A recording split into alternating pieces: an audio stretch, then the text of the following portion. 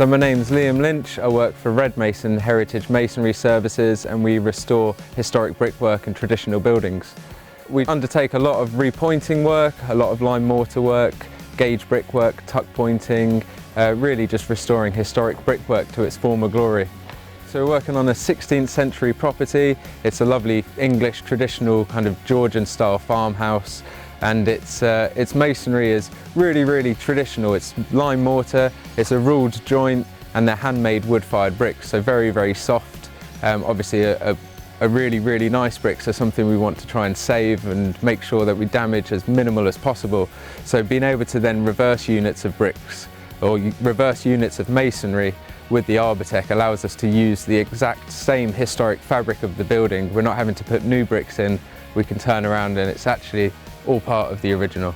We always find the Allsaw helps massively with cutting out work, especially reversing of bricks, masonry units. It allows just that ease of removing the old mortar and doing less damage to the actual aesthetic of the building, mainly the brickwork, the actual bricks. Mortar can be replaced with ease. Bricks, especially when they're a few hundred years old, can be very hard to replace. So you want to minimise the damage to those units, and the Allsaw is just perfect at that. Well, the Allsaw definitely cuts out that need for, let's say, drilling or using a hammer and a chisel to just kind of implode a brick. So then again, like I said before, you can then expect to save the masonry unit, also be able to get the joint depth cut out to a very precise kind of depth and just continue it all the way through the building without that need for hammer and chisel work, drills and just brute strength sometimes. I mean, I'd definitely say that the Allsaw helps us get our cutting out work done a lot more efficiently.